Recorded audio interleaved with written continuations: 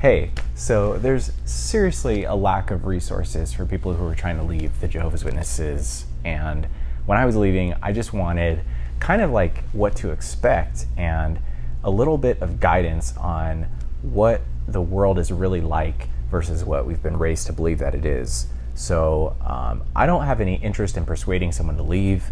This is basically just for people who have arrived at the conclusion that they don't want to be a Jehovah's Witness anymore.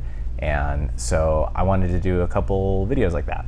So what I wanted to talk about in this video is two issues that come from being raised as a Jehovah's Witness that are going to compound into a really specific situation that I've seen in myself and then other people who have left. So the first part is everything being so black and white. Like we're used to just completely right or completely wrong and nothing in between. Everything's either black or white and there's no gray. So that culture is really enforced with specific guidelines and specific rules. Like a good example is the blood issue, because white blood cells are bad, red blood cells are okay by themselves, plasma is okay by itself, white blood cells are in milk, so all the pieces of blood are okay individually under certain circumstances, but not all together. So it's not really even about the specifics. It's not like there's a passage in the Bible that says this part's okay, this part's bad, and they just copied it. It's specific because it's teaching us to rely on someone else to make personal decisions for us. We're relieved of that burden because it's harder to make a judgment call on every situation. Like probably everybody has been in service and the person at the door asks about a specific issue and we say, oh, let me do some research and get back to you on that. And all that means is I'm going to look up the answer. I'm going to figure out what I think about it or what I'm told to think about it, and then I'll get back to you. So going from that mindset to a world where everything is totally open for interpretation, it's really hard to get out of that habit of categorizing things as black and white because it's really jarring. So the second issue, which is very closely related to the first, is the fact that we've just totally had the ideological rug pulled out from under us. Like we have everything all figured out. We know exactly what the world is, and just we have a very solid footing philosophically, or so we think. And then suddenly our worldview is like upside down, and all of everything that was built on that foundation all collapses.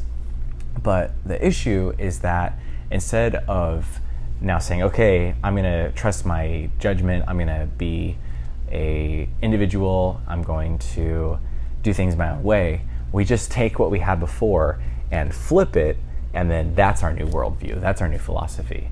So we're not really helping ourselves by just taking everything that Watchtower said was bad and then saying it's good now. Because it could be like tattoos, it could be a beard, it could be our sexuality, it could be getting drunk and high, and those are things that we have to choose as an individual, and it's not like an area that we have to explore by the law of leaving the Watchtower. We can totally decide what we want to do as an individual. So the world is pretty scary, to be honest, and that's totally why people get sucked into stuff like that. That's why people fall for cults and organizations that are high control, because you don't have to worry so much. But having a simple answer to a complex problem is not really going to teach us how to be an individual. It's not going to build that muscle of thinking. And so I like to just think about gray areas of morality and think about something that I'm not sure how I feel about. Like, I mean, simple would be, would you steal to feed your family? Or the train tracks are going to run over 3 people, but then you can switch the track and there's the one guy by himself.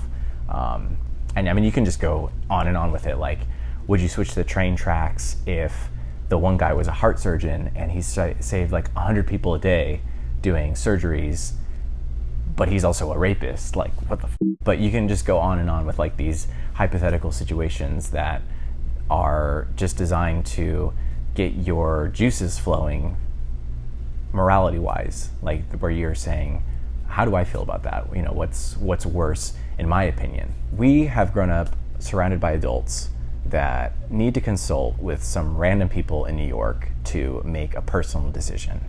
And that's the example that we've grown up with. And so it takes us a while to realize that that's not normal, that's not healthy, and we can do better. When it comes to critical thinking, our brain, it's just been intentionally atrophied.